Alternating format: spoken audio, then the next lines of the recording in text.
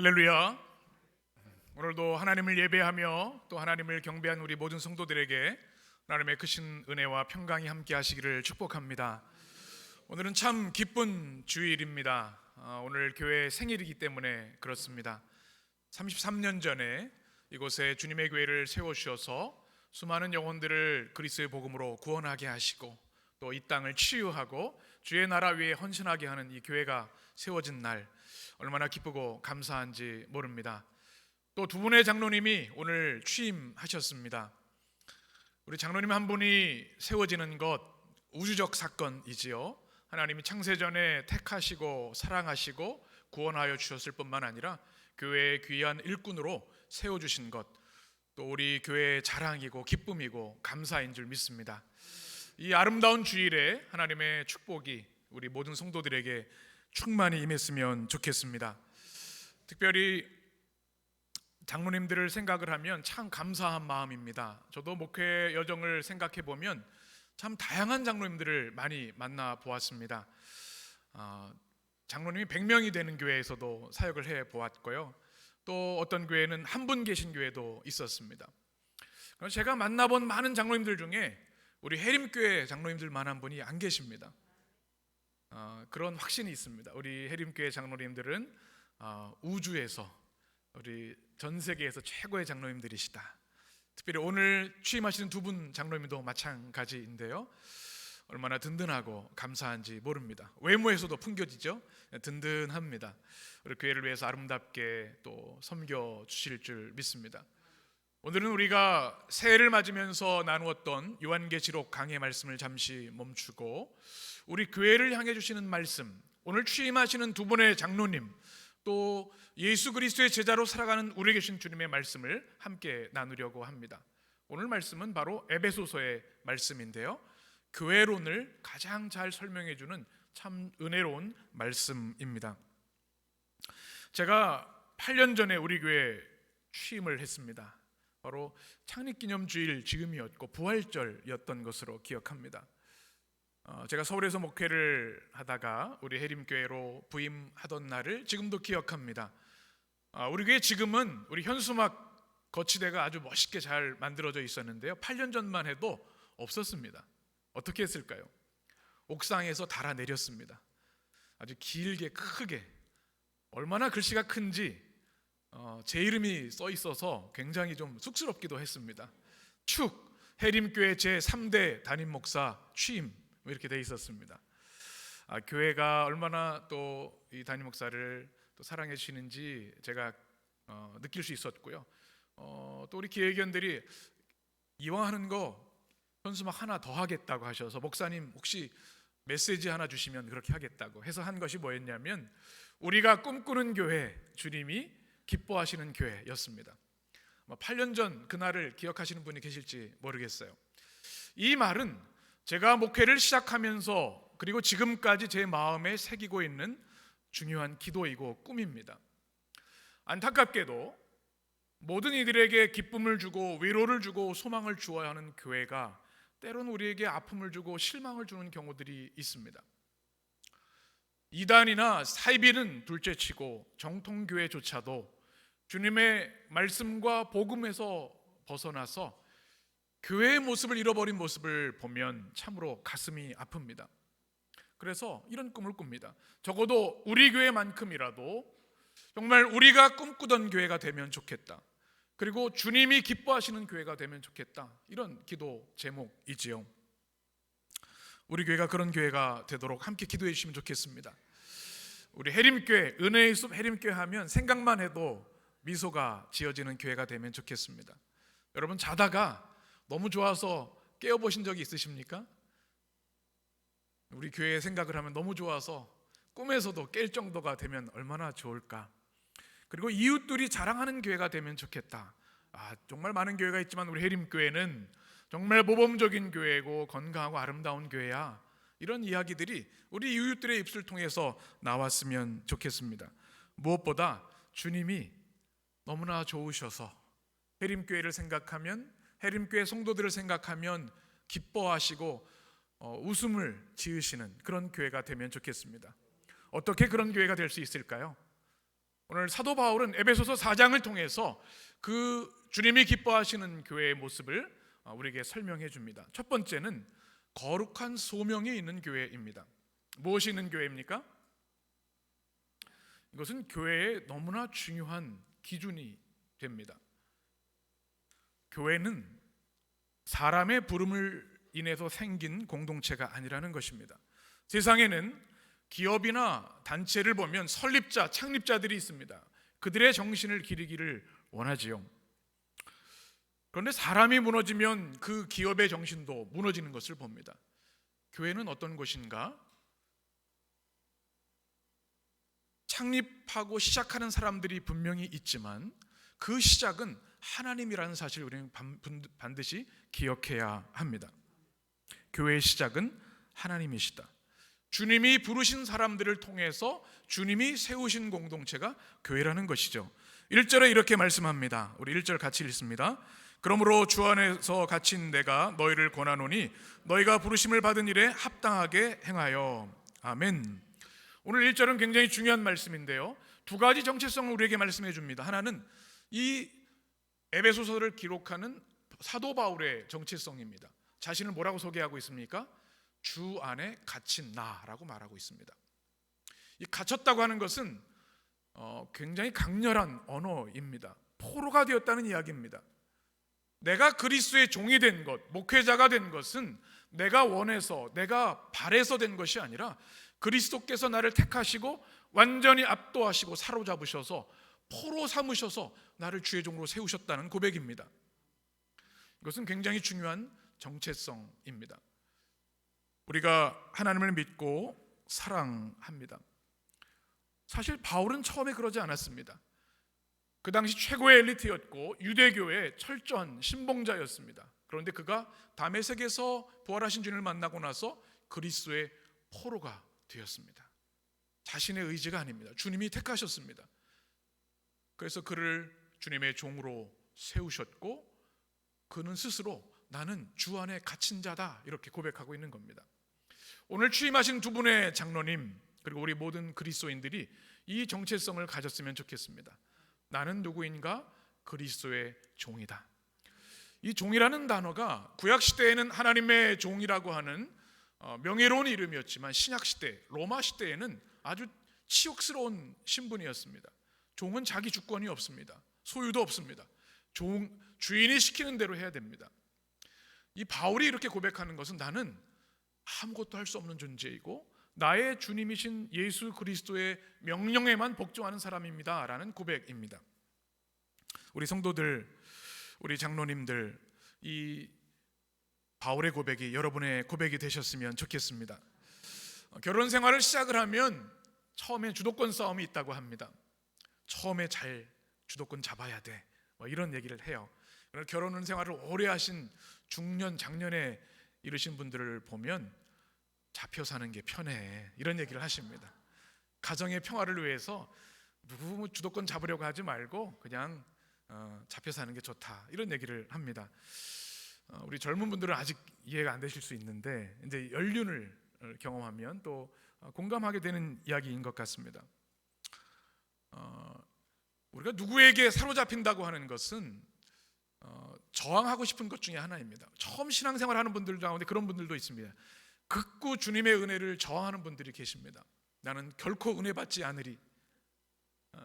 적당히 거리를 유지하고 내 뜻과 내 바램도 하면서 신앙생활하리 그렇게 생각을 하세요.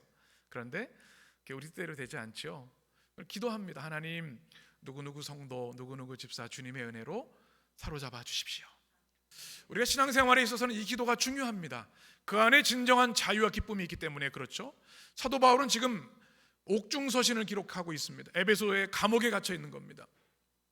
그런데 그는 그리스도의 주 안에 갇힌 자라고 얘기하면서 자유와 평화를 선언하고 있습니다.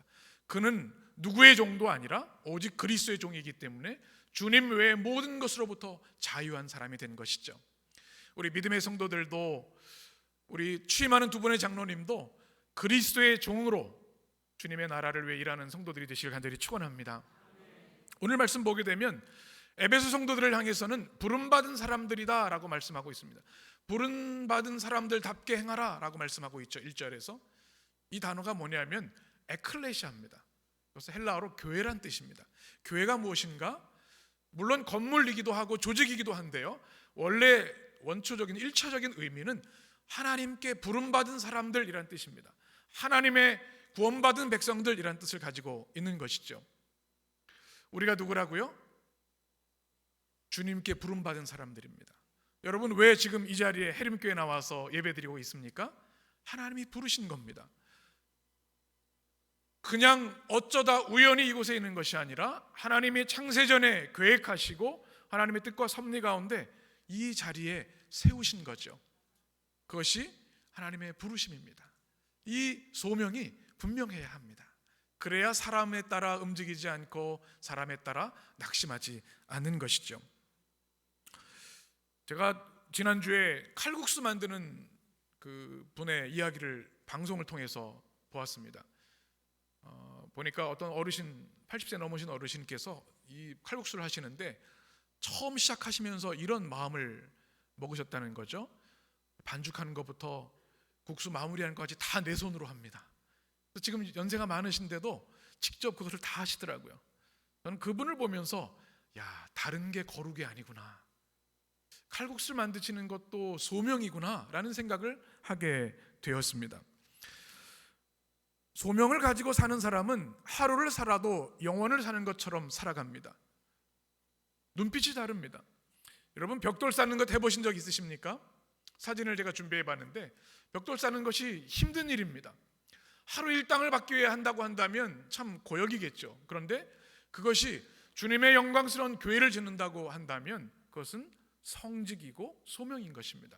그 다음 사진 한번 보여주시면, 저는 이 빨간 벽돌 교회를 참 좋아하는데 이 작은 벽돌이 땀 흘림과 고통의 순간도 될 수 있지만 주님의 교회를 위한 것이라고 한다면 그것이 얼마나 거룩하고 행복한 일입니까? 소명에 따라 달라지는 거죠.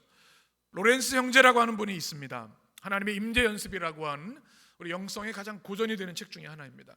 이분은 전쟁에 참전했다 다리를 다쳤는데요, 수도사가 되기 위해서 수도원에 들어가서 그가 평생 한 것이 뭐냐면 요리하는 것이었습니다. 음식을 다듬고 요리하는 것, 수도사들이 먹을 수 있도록. 그런데 그것이 그는 하나님께 드린 예배로 드려지는 것처럼 소명을 가지고 했습니다. 평신도로는 처음으로 수도원장이 되기도 했습니다. 그의 부엌일은 성직이었고 소명이었다는 이야기입니다. 같은 일을 해도 소명이 있는 사람은 다르다는 거죠. 제가 우리 성도들을 바라볼 때마다 참 감동이 됩니다. 교회를 위해서 봉사하는 모습, 또 기도하는 모습이 얼마나 기쁘고 감사한지요. 지난주에 여선교회 개사교회 우리 손님들이 많이 오셔서 성전에 가득 차서 예배를 드렸는데요, 우리 성도들이 자기 자리에서 열심히 봉사하고 안내하고 차량 주차하는 모습 보면서 감동이 되었습니다. 소명의 눈빛이 있었습니다. 우리 여선교회에서 열무김치를 어제 만들었습니다. 오늘 또 점심 식사를 잘 준비하셨는데요, 얼마나 행복해 보이는지 몰라요. 워낙 베테랑들이기도 하시지만 열무김치를 만드는데 이 뭔가 뜨거운 마음이 느껴졌습니다. 소명의 눈빛이 담긴 열무김치가 될 거라 생각이 듭니다. 교회를 위해서, 성도들을 위해서 만드는 모습이 얼마나 기뻤는지요. 같은 일을 해도 이렇게 다를 수 있는 것이죠. 우리 해림의 성도들은 사도 바울처럼 주 안에 갇힌 자로, 또 내가 살아도 주를 위해 살아가는 부름받은 자로 소명의 사람들로 살게 되기를 간절히 축원합니다. 두 번째는 믿음의 인격입니다. 소명이 아주 뜨거워도 믿음의 인격이 갖춰지지 않으면 교회가 흔들거립니다. 오늘 말씀 2절 말씀 같이 읽겠습니다. 모든 겸손과 온유로 하고, 아멘. 교회가 세상의 모임이 아니라 거룩한 소명의 공동체일 뿐만 아니라 교회는 믿음의 인격을 가진 공동체가 되어야 합니다. 오늘 사도 바울은 에베소 교회를 향해서 사랑으로 용납하라 말씀하고 있습니다. 우리 교회 100여 명이 넘게 이렇게 모여서 예배 드리는데요, 서로 용납하는 것만큼 어려운 일이 없습니다. 두 사람 사이에도 그게 쉽지 않고요, 가족 4-5명이 한 마음 되는 것도 어렵습니다. 어떻게 가능할까요? 믿음의 인격이 있어야 다른 사람들을 사랑으로 용납할 수 있습니다. 사도 바울은 이것을 잘 알았기 때문에 그리스도인이라면 꼭 가져야 되는 3가지 인격 얘기하고 있습니다. 첫 번째는 겸손입니다. 겸손. 이 겸손이라는 것은 우리 기독교 신앙의 가장 중요한 핵심 중에 하나인데요. 타페이 노프로시네스라고 하는 단어입니다. 낮아진다는 뜻입니다. 이것은 2가지 뜻이 있습니다. 하나님 앞에 낮아지는 겁니다. 여러분, 신앙생활의 시작은 겸손입니다. 내 인생이 내 뜻대로 안 되는 것이 있구나. 내가 내 인생 알아서 사는 것 같았는데 나를 지으시고 모든 걸 주장하시는 창조주 하나님이 계시구나. 이것을 깨닫고 자세를 낮추는 것이 신앙의 시작입니다. 또 하나는 하나님 앞에 자신을 낮추는 자는 타인 앞에서도 자세를 낮춥니다. 그것이 바로 겸손인데요, 교회 공동체 성도들이 바로 가져야 할 가장 중요한 덕목입니다.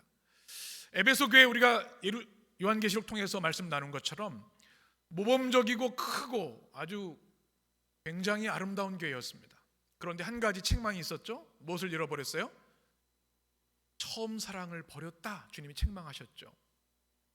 왜 그랬을까요? 겸손을 잃어버렸기 때문에 그렇습니다. 자신이 높아지기 때문에 그렇습니다. 남을 정죄하고 판단하기 때문에 그렇습니다. 이 겸손이란 단어가 유약해서 힘이 없어서라는 뜻이 아니라 성경의 겸손은 강인한 자만이 겸손할 수 있다고 이야기합니다. 그래서 교만한 사람은 믿음이 없음을 그대로 드러나게 되는 것이죠. 하나님을 진정으로 두려워하고 사랑하는 자는, 믿음 안에 굳건히 선 자는 자신을 낮추기 마련입니다. WBC 야구 경기가 있었습니다. 저도 다 보진 못했지만 뉴스를 통해 보니까 일본이 미국을 결승전에서 이기고 우승을 했습니다. 근데 제가 우리나라 팀을 보면서 부러운 것은 이 오타니 쇼헤어 같은 선수가 하나 좀 나왔으면 좋겠다, 그런 생각을 했습니다. 실력도 출중했는데요, 제가 감동이 된 것은 상대 팀과 상대 선수들을 향한 존중, 또 겸손이었습니다. 참 멋지다, 그런 생각을 했습니다. 우리 그리스도인들은 누구보다 겸손하고 성숙한 인격을 가져야 합니다. 교만은 패망의 선봉이라는 사실을 기억해야 합니다. 사회 지도층 자녀들이 한순간에 무너지고 깨어지는 모습들을 많이 봅니다. 물질은 풍요하지만 갑질을 하고 또 폭력과 또 마약, 이런 일들을 하는 걸 보면서 참 저들을 물질이 망쳐놨구나 하는 생각을 합니다. 그들이 어떻게 그 자리에 있었는지를 알지 못하는 거죠. 겸손을 잃어버린 것이죠. 패망의 선봉은 교만이라는 말씀을 우리는 사회를 통해서 보게 됩니다. 우리 겸손한 주님의 성도들이 되시기를 간절히 축복합니다. 야고보서 4장에서 이렇게 우리에게 말씀하십니다. 같이, 그러나 더욱 큰 은혜를 주시나니 그러므로 일렀으되 하나님이 교만한 자를 물리치시고 겸손한 자에게 은혜를 주신다 하였느니라. 베드로전서 5장, 그러므로 하나님의 능하신 손 아래에서 겸손하라. 때가 되면 너희를 높이시리라. 아멘.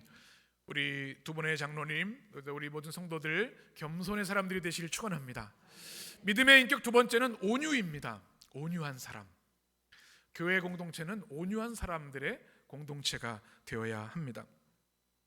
이 또한 강하기 때문에 자신을 절제할 수 있는 부드러움을 이야기합니다. 하나님의 가장 중요한 성품 중에 하나가 이 온유입니다.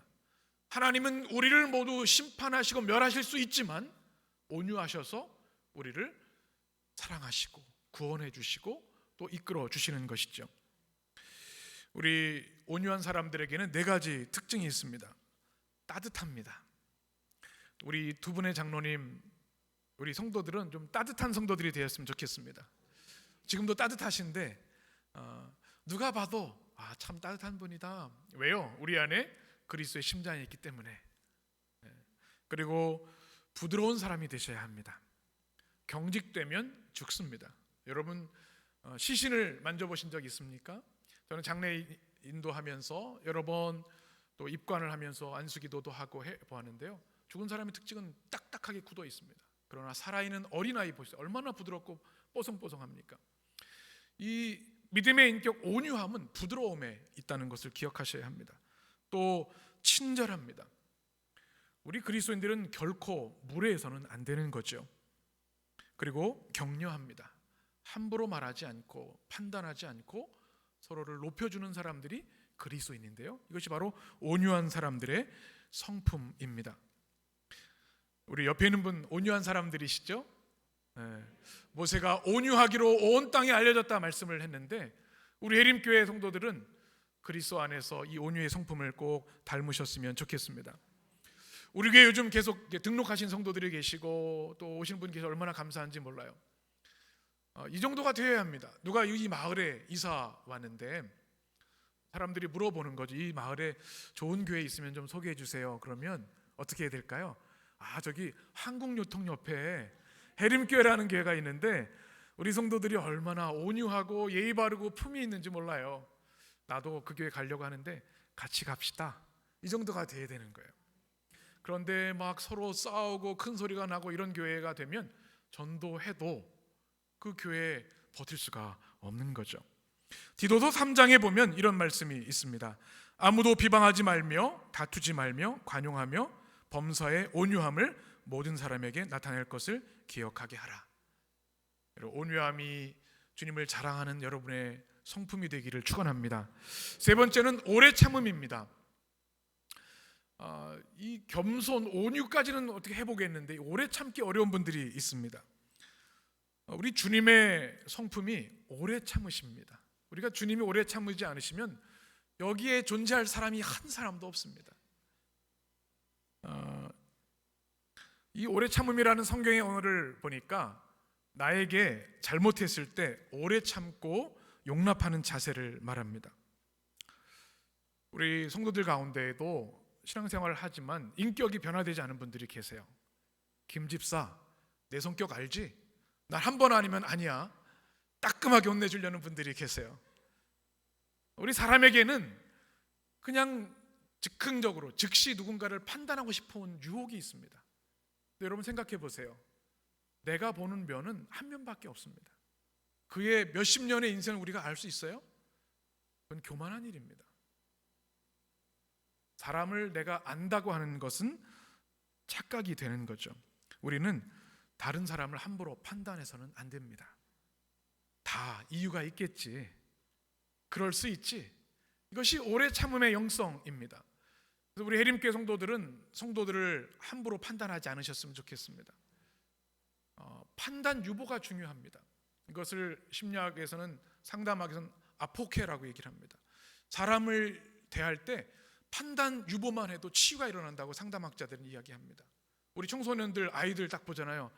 그러면 막 잔소리가 나오고 싶고 막 똑바로 가르치고 싶은 마음이 생기잖아요. 참으셔야 돼요. 오래 참으면 그 아이가 또 성숙하고 또 변화되게 되는 거죠. 자기중심성을 우리는 꼭 기억해야 합니다. 내 기준, 내 판단으로 성도들 또 우리 교회를 판단해서는 안 되겠죠. 가장 중요한 건 뭐냐면 그 사람을 판단하고 싶을 때 기도하는 겁니다. 그리고 기다려줘야 합니다. 기다림이 너무 중요합니다. 섣불리 하다가 다 깨어지는 경우가 많아요. 왜 그럴까요? 우린 모두 공사 중입니다. 담임 목사가 완벽할까요? 아닙니다. 좀 부족함 투성입니다. 설 수 없는 사람입니다. 그런데 여러분들의 기도로 목회를 감당하는 거고요. 기다려 주심 때문에 할 수 있는 겁니다. 한번 따라해 보실까요? 공사 중입니다. 네. 공사 중이에요. 우리는 주님께서 만들어 가시고 빚어 가지고 계신 거죠.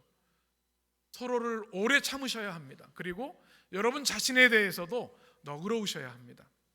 이것이 믿음의 인격인 것이죠. 우리가 교회를 다닌다고 하는 것은 주님의 성품 학교에 입학하는 것과 동일합니다. 제 성품을 지금 다듬어가는 거예요. 모든 것들이 주님을 닮아가도록 훈련에 우리가 힘쓰는 것이죠. 우리 믿음의 성도들은 오늘 말씀 주신 것처럼 겸손하고 온유하고 오래 참으시는 주님의 성품을 닮아가는 믿음의 성도들이 되시기를 주님의 이름으로 축원합니다. 주님의 교회가 가져야 할 것 또 하나는 하나됨의 영성입니다. 우리 3절 같이 읽겠습니다. 평안에 매는 줄로 성령이 하나 되게 하신 것을 힘써 지키라. 아멘. 우리 많은 성도들이 하나 된다고 하는 것은 어찌 보면 불가능할지도 모릅니다. 그래서 성경은 성령이 하나 되게 하신 것을 힘써 지키라고 말씀합니다. 그걸 위해서 주신 게 뭐냐면 평안에 매는 줄로. 제가 군대 가서 기억 남는 것 중에 하나가 이 로프 만드는 겁니다. 로프를 만들어야 산악 지역에서 내려오기도 하고 또 내려오기도 합니다. 굉장히 중요해요. 포박하기도 하죠. 여러분, 이 트럭이 나무를 옮길 때 이걸 잘 묶지 않으면 어떻게 되죠? 큰일 납니다. 큰 사고가 나는 거죠. 다 다릅니다. 우리 주님의 교회가 다 달라요. 너무나 당연한 겁니다. 근데 이것을 무엇으로? 평안에 매는 줄로 성령이 하나 되게 하신 것을 지키라고 말씀하고 있습니다. 한 사람도 낙오되지 않도록, 깨어지지 않도록, 이탈하지 않도록 주님의 평화로 우리가 해나가야 되는 거죠. 교회 김장으로 한 교회가 세 교회로 부흥했다는 얘기를 들은 적이 있습니다. 분열됐다는 이야기입니다. 여선교회에서 김장을 하는데 우리는 반드시 전라도식 김치를 만들어야겠습니다. 우리는 경상도식입니다. 우리는 충청도식입니다. 그래서 교회가 하나에서 셋으로 부흥했다는 이야기. 안타깝죠? 우리 작은 것에 목숨을 걸면 안 됩니다. 사실 다양한 것 얼마나 좋아요. 그러면 어떻게 하면 될까요? 가위바위보 하면 됩니다. 제가 있었으면 딱 가르쳐 드렸을 텐데 첫 해, 둘째, 셋째 다양하게 하면 다양한 김치 먹고 얼마나 좋아요. 그런데 사람들이 분열되기 시작하면 끝이 없는 거죠. 저는 퍼즐을 참 좋아합니다. 조각이 이게 어디 맞지? 우리 생각은 그런데 하나님은 큰 그림을 가지고 계신 거예요. 우리 공동체도 마찬가지입니다. 이 사회가 가장 큰 문제가 뭐예요? 사회 효능성이라 그래서 별로 필요 없는 사람 같은 사람들을 홀대합니다. 결코 그래서는 안 되죠. 모든 사람이 필요합니다. 사랑하고 존중해야 합니다. 거룩한 사람들입니다. 그 퍼즐이 필요하기 때문에 하나님이 주신 거죠. 교회도 마찬가지입니다. 우리 생각으로 판단하면 안 되죠. 다 있어야 작품이 되는 겁니다. 퍼즐 하나라도 빠지면 작품이 될 수 없는 거죠. 제가 캐나다와 미국에서 목회를 해봤는데요, 둘 다 좋은 목회 경험이었는데 저는 캐나다가 좀 더 좋더라고요. 미국 문화를 멜팅 팟이라고 합니다. 용광로. 다 다양하지만 다 녹여서 이제 미국 사람이 되십시오, 이런 거를 주장하는 경향이 있습니다. 캐나다는 모자이크입니다. 조각 하나하나를 그대로 다양성을 인정해 줍니다. 교회는 용광로가 아니라 이 모자이크 교회가 되어야 하는 것이죠. 부모님들이 세상을 떠나실 때 자녀들에게 뭐라고 소원을 얘기합니까? 우리 자녀들끼리 너희들 싸우지 말고 하나 되면 좋겠다. 이 부모의 소원입니다. 축구팀도 하나가 되어야 강팀이 되는 거죠.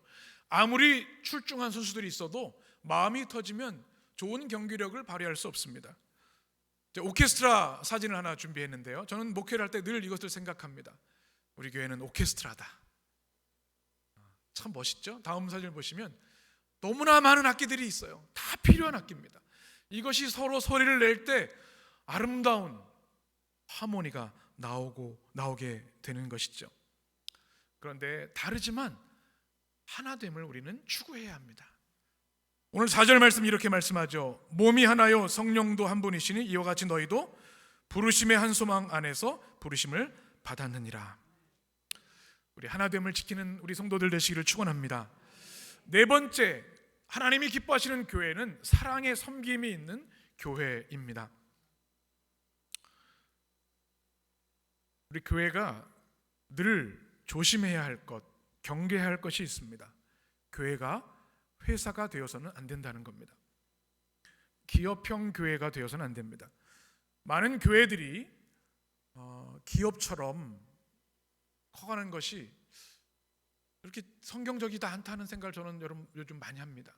흔히 말하는 번영신학, 번영의 복음입니다. 예수님 믿으면 다 잘되고 성공한다고 하는 것, 그러면 좋겠지만 성경은 다른 가르침을 줍니다. 우리는 깨어지고 실패하고 아픈 이들을 품는 것이 교회여야 합니다. 화려한 것, 큰 것 추구하면 그건 교회 아닙니다. 작고 소박하고 아픈 이들을 사랑하는 것이 교회여야 합니다. 교회는 성과를 내는 이윤을 창출하는 공동체가 아닙니다. 교회는 영혼을 사랑하고 돌보는 교회가 되어야 합니다. 아프고 눈물 흘리는 자들을 끌어안아주는 교회가 되어야 합니다. 번영, 선거하는 공동체가 아니라 십자가의 공동체, 사랑과 섬김의 공동체가 되어야 되는 거죠. 오늘 두 분의 장로님이 취임하셨습니다. 세상의 권력을 발휘하는 그런 자리가 아닙니다. 예수님처럼 허리에 수건을 동이고 낮은 자세로 봉사하는 자리입니다. 사랑으로 섬기는 공동체가 되어야 합니다. 오늘 7절 8절 말씀을 같이 읽겠습니다. 우리 각 사람에게 그리스도의 선물의 분량대로 은혜를 주셨나니 그러므로 이르기를 그가 위로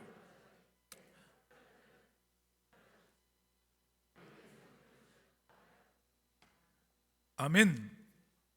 예수 믿는 자들에게 주님께서는 다 선물을 주셨어요. 그 선물이 뭐예요? 한번 따라해 보실까요? 카리스, 은혜란 뜻입니다. 은혜. 주님을 믿는 모든 이들은 단 한 사람도 제외 없이 은혜 받은 사람들입니다. 은혜 받지 않았다면 이 자리에서 예배할 수가 없겠죠. 이런 분들이 계세요. 목사님, 저는 뭐 재주가 하나도 없어서 교회를 위해서 뭐 할 수 있는 게 하나도 없어요. 그렇지 않습니다. 주님은 다 은혜를 주셨어요. 제가 기억나는 한 성도님이 계세요. 교회를 너무 사랑하고 교회를 위해서 뭔가 봉사를 하고 싶은데 전 뭐 잘하는 게 하나도 없다는 거예요. 그런데 보니까 잘 웃으세요. 안내위원 하세요. 딱 하니까 안내위원 얼마나 잘하시는지. 주님이 은혜와 은사를 주셨는데 그것은 다 다릅니다. 비교할 수 있는 게 아닙니다. 더 크고 작은 것이 없어요. 다 소중한 겁니다. 주님이 주신 그 은혜를 우리는 품어야 합니다. 11절 말씀들 보면 사도, 선지자, 복음 전하는 자, 목사와 교사, 다양한 은사와 은혜를 주님이 주셨는데요, 모두가 중요합니다. 중요한 것은 여러분 한 사람 한 사람이 주님의 선물이라는 것입니다. 이 사실을 꼭 여러분 마음에 새기셨으면 좋겠어요. 그리스도의 십자가의 은혜로 구원받은 우리 모두는 주님의 선물을 받은 사람들입니다. 그래서 옆에 있는 사람들을 주님의 선물로 귀히 여기셔야 합니다. 여러분 자신도 마찬가지예요. 내가 생각하면 너무나 부족하고 형편없는 것처럼 느껴질 수 있는데 주님이 주신 선물이기 때문에 우리는 우리 자신을 용납하고 사랑하고 또 귀하게 여겨야 하는 것이죠. 모두가 필요한 사람들입니다. 그러면 왜 우리에게 은혜를 주셨는가? 12절 같이 읽겠습니다. 이는 성도를 온전하게 하여 봉사의 일을 하게 하며 그리스도의 몸을 세우려 하심이라. 아멘. 은혜가 있어야 우리가 온전해집니다. 또 여기서 은혜, 카리스는 은혜로 세워주신 직분을 의미하기도 합니다. 우리가 주님 주신 일을 감당할 때 온전해지는 겁니다. 우리 혼자 믿음이 자라지 않습니다. 공동체 안에 있을 때 우리 믿음이 자라고 성숙하고 성장하게 되는 것이죠. 봉사의 일을 하기 위해서 우리를 세우셨습니다. 주님의 몸을 온전히 세우라고 주님이 말씀하십니다. 에베소서 2장에 보면 우리 22절 말씀만 같이 읽겠습니다. 너희도 성령 안에서 하나님이 거하실 성소가 되기 위하여 그리스도 예수 안에서 함께 지어져 가느니라. 아멘. 우리에게 은사를 주신 이유는 주님의 교회, 주님의 몸을 세우기 위함이라 성경이 말씀하고 있습니다. 그래서 교회는 여러분이 모두 필요합니다. 단 한 사람도 필요 없는 사람이 없습니다. 교회 건축을 위해서 벽돌 하나하나가 다 필요한 것처럼 우리는 함께 그리스도의 몸으로 지어져 가는 거룩한 성전이 되어야 하는 것입니다. 저는 우리 성도들이 잘 섬기는 성도들이 되었으면 좋겠습니다. 여러분 존재 자체가 섬김입니다. 저는 그렇게 믿어요. 여러분이 믿음을 가지고 기도하는 분이 가정에 있으면 그게 주님 나라 위한 섬김입니다. 일터에서 같이 기도하고 그 일터를 변화시키고자 하는 비전이 있으면 그 또한 섬김입니다. 우리 재능으로 섬기기도 하고요, 기도로 섬기기도 하고요, 주님께 물질을 드려서 섬기기도 합니다. 그 모든 섬김은 아름다운 것이고 필요한 것이죠. 제가 우리 교회를 행해서 늘 기도하는 것이 있습니다. 우리 교회는 자발적으로 섬기는 교회가 되면 좋겠다. 그 무엇도 강요하지 않는 교회가 되는 것이 제 목회 철학 중에 하나입니다. 우리는 등록하는 것도 강요하지 않습니다. 여러분이 감동하시고 은혜 받으시고 기도하시면서 이 교회의 가족이 되길 원한다고 하는 응답을 받으시면 등록하시는 겁니다. 강요하지 않습니다. 우리 교회는 헌금도 강요하지 않습니다. 헌금 바구니 돌리지 않습니다. 교회 봉사하는 것도 주님 주신 기쁨 때문에 사랑으로 해야 하지 억지로 해서는 안 됩니다. 우리 교회는 결코 교회 일을 하다가 탈진하는 일이 없었으면 좋겠습니다. 좀 여러분이 풍요롭고 여유로웠으면 좋겠습니다. 저는 우리 교회 오후 예배가 이번 팬데믹을 통해서 이제 없는데요. 이것도 또한 우리 성도들을 향한 것이라 생각이 됩니다. 예배라고 하는 것이 우리가 많이 드리고 그 실적을 쌓는 게 아닙니다. 우리 마음을 다해서 주님 앞에 주일 예배를 드리면 주일 예배 한 번으로 충분하고요. 성도의 교제도 예배가 될 수 있고 또 교회 안에서 봉사하는 것도 예배가 되는 것이죠. 여러분이 가정의 시간도 같이 보내고 성도의 교제도 하고 운동도 하시고 주일이 그렇게 윤택한 주일이 되면 좋겠습니다. 우리 교회가 자발적인 사랑의 섬김이 충만한 교회가 되도록 함께 기도해 주시기 바랍니다. 주님이 기뻐하시는 교회 마지막 5번째는 영적인 성장입니다. 신앙생활을 하면서 안타까운 것 중에 하나는 믿음의 연조는 깊어지는데 영적으로 성장하지 못하는 모습을 볼 때입니다. 모든 생명체는 성장할 때 빛이 납니다. 여러분 화분 키우는 거 좋아하는 분 계시죠? 우리 교회도 이 꽃도 있고 교회에 화분이 참 많아요. 은혜숲다운 그런 꽃들이 있는데요. 그것들이 자라는 걸 보면 경이롭습니다. 신비합니다. 우리 아이들이 태어나서 자라는 모습 보면 하나님의 거룩하심을 경험하게 됩니다. 얼마나 아름다운지요. 우리 믿음도 마찬가지입니다. 믿음이 나날이 성장해야 합니다. 우리 자녀들이 20살 성인이 됐는데 아직도 3, 4살의 모습에 머물러 있다면 부모의 마음이 얼마나 아프겠어요. 하나님도 마찬가지입니다. 우리의 믿음이 성장하기를 원하십니다. 교회의 가장 중요한 초점 중에 하나가 행사도 아니고 어떤 실적을 올리는 것도 아니고 우리 개인의 영적 성장이어야 한다는 사실입니다. 저는 우리 교회를 향한 기도 중에 이런 기도가 있습니다. 하나님, 우리 교회가 개인의 영적 성장에 헌신하는 교회가 되길 원합니다. 무엇이라고요? 개인의 영적 성장. 여러분 한 사람 한 사람이 주님을 닮아가는 성장이 있어야 한다는 것입니다. 에베소서 4장 13절에 보면 우리가 다 하나님의 아들을 믿는 것과 아는 일에 하나가 되어 온전한 사람을 이루어 어디에까지? 그리스도의 장성한 분량에 충만한 데까지 이르리니. 아멘. 우리가 교회로 부름받은 이유는 주님을 닮아가기 위함입니다. 영적으로 성장하는 교회가 되어야 합니다. 우리 교회의 미래는 여러분의 성장에 달려 있습니다. 아멘이시죠? 내가 영적으로 성장하면 교회는 아름다운 주님의 교회로 성장하게 되어 있습니다. 성장이 목적이 되어서는 안 됩니다. 우리 자신이 그리스도를 닮아가게 되면 자연스럽게 되는 것이죠. 저는 오늘 참 행복한 마음입니다.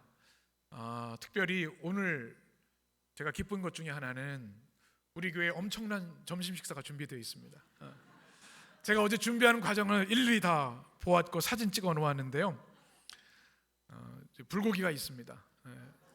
그리고 어제 남성분들이 가장 힘든 무말랭이 짜는 일을 열심히 하셨습니다. 여러분이 홍어무침을 드실 때 그 정성을 기억해 주시기 바랍니다.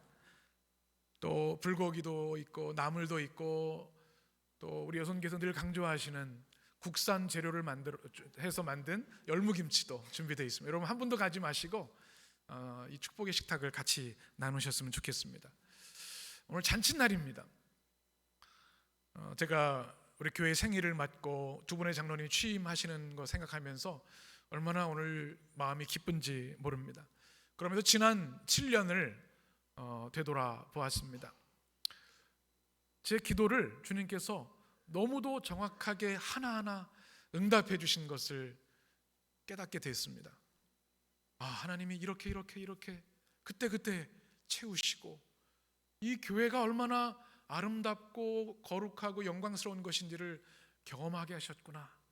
너무나 감사하고 감격스러웠습니다. 그리고 지난주에도 기도가 하나 응답이 되었습니다. 지난주에 우리 교회에서 김치찌개를 먹었는데요. 여러분 감동이 되셨죠? 이렇게 마음에 감동이 있으셔야 되는데 저는 지난주 김치찌개를 먹으면서 얼마나 가슴이 뜨거웠는지.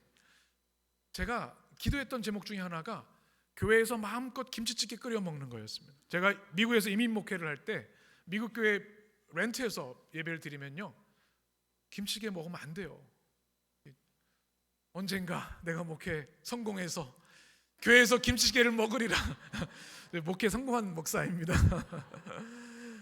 이민교회에서 김치찌개 하는 게 어려운 것이죠. 얼마나 감사했는지요. 그 외에도 우리 교회의 모습들을 돌이켜보면 좋은 믿음의 일꾼들을 세워주시고 교회가 하나하나 아름답게 세워져가는 모습을 보면서 얼마나 감사했는지 모릅니다. 오늘 기쁨의 날, 축제의 날인데요, 여러분 마음껏 주님 주신 기쁨과 축제를 만끽하셨으면 좋겠습니다. 오늘 주님이 기뻐하시는 교회 5가지를 말씀을 드렸습니다. 이것을 여러분 꼭 기억하시고 마음에 세우셨으면 좋겠습니다. 이것은 교회의 기둥과 같습니다. 건물이 기둥이 약하면요 금방 무너집니다. 조금만 땅이 흔들려도 주저앉습니다. 그러나 기둥이 견고하면 그 어떤 풍파가 있어도 흔들림이 없습니다. 5가지 기둥이 필요합니다. 첫 번째는 뭡니까? 거룩한 소명입니다. 하나님이 부르셨습니다. 두 번째는 무엇입니까? 믿음의 인격, 그렇죠?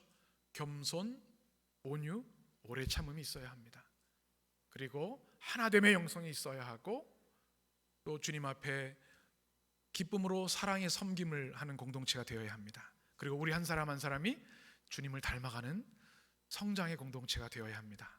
이 5가지 기둥이 우리 새로 취임하시는 2분 장로님, 또 우리 해림의 모든 성도들에게 견고히 세워져서 기둥 같은 주님의 일꾼으로 주의 나라와 복음을 위해 일하는 우리 모든 성도들 되시기를 간절히 축원합니다.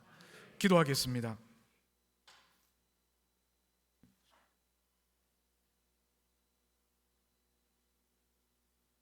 생명의 주 하나님, 오늘 우리 교회 33주년을 기뻐하며 주님께 영광 돌리게 하시니 감사합니다. 한 사람의 구원받은 성도가 기적인 것처럼 주님의 피값으로 사신 한 교회가 세워진 것, 하나님의 우주적 축복인 줄 믿습니다.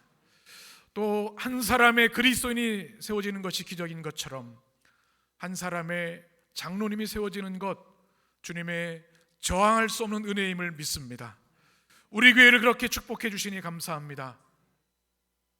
패역하고 타락한 이 시대 가운데 우리 예림교회를 세우신 주님의 분명한 이유와 목적이 계신 줄 믿습니다.